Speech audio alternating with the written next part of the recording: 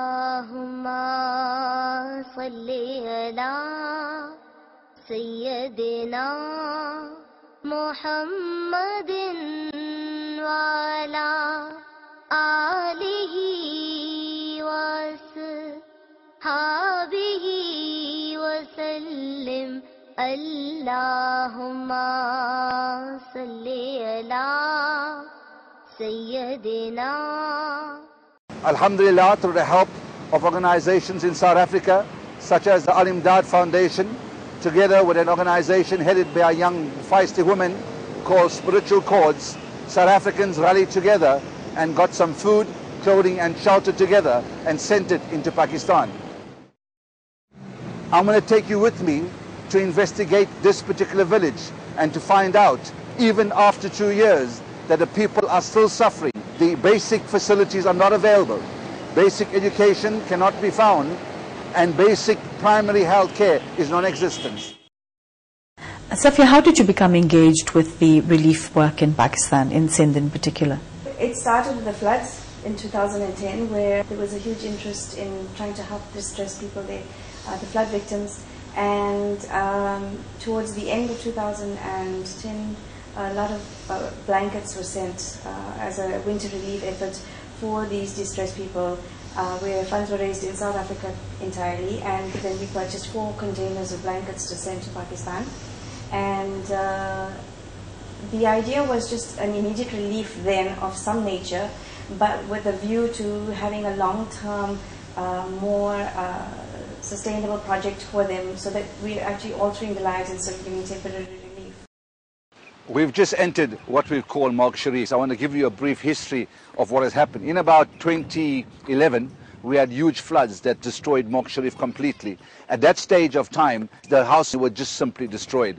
An organization called Heritage Foundation then stepped in under the leadership of Yasmin Lari. This is the catchment area. This is what we call the lower Sindh area, where there's lots of rain. So these houses are now done with mud, lime and bamboo shoots. The complete foundation and the structure is built from bamboo, and then it's simply filled in and is plastered with mud and lime. And that strengthens it and gives it a lot of, solidifies it so to such an extent that it can withstand all the torrential rain that may come. The Heritage Foundation was like a huge blessing, because I was really struggling to find a reliable implementing partner at that stage in Pakistan after 1.5 years of trying and feeling horribly let down every time because I'm not finding the right person to implement the project. So I felt I was letting down the donors as well by not being able to do it fast enough, and I just didn't want to do it rashly, because I wanted it to be implemented correctly as well. So this was just, really like a gift from the heavens, really. When I bumped into Iram and she told me, I'll get you the number. Did you get in touch then with Yasmin Lari? I did. Called her, cold call. It was an amazing phone call. I said, I want to build in Pakistan, and she said, okay, why? And I said, because I want to help the flood victims. I've been trying to do this for a couple of years, and I'm really struggling to find somebody that will do what I'd like to be done. She said, well, what is it that you'd like to be done? So I said, well, I want an eco-friendly, sustainable project. I'm not really so keen on just building, and I don't want to just give homes. I want to create a whole community, and I want to make sure that 10 years from now they have a sustainable living there.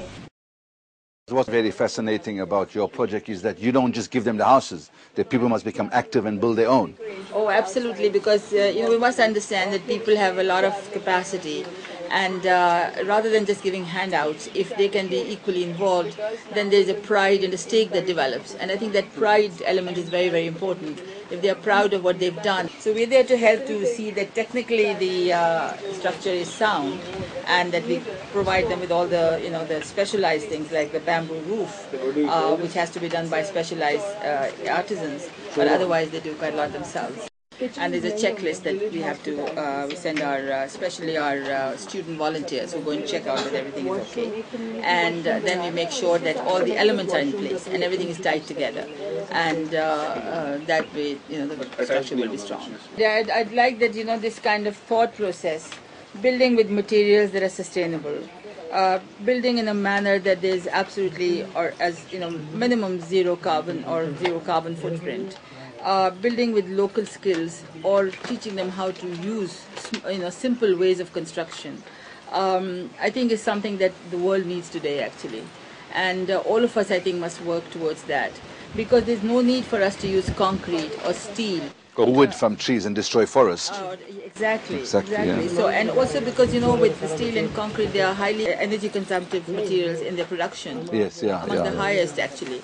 So if we can minimize the use of concrete and steel, and in rural areas we don't need it. I mean, urban areas we have no choice, but in rural areas because you don't need it. So why are we imposing it on the rural communities?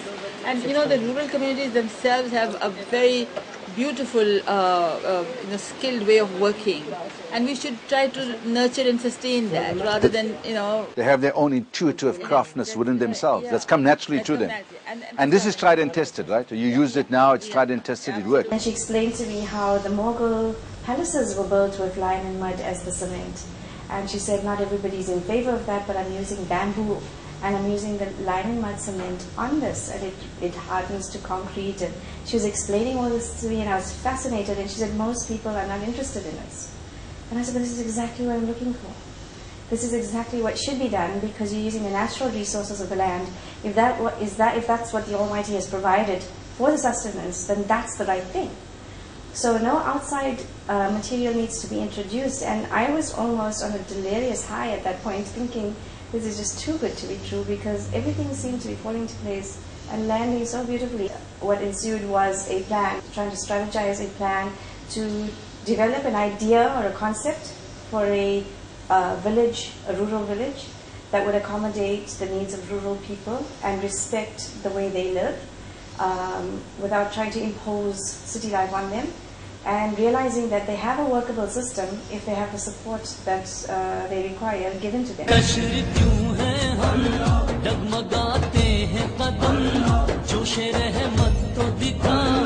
आंसू रहते हैं सदा या अल्लाह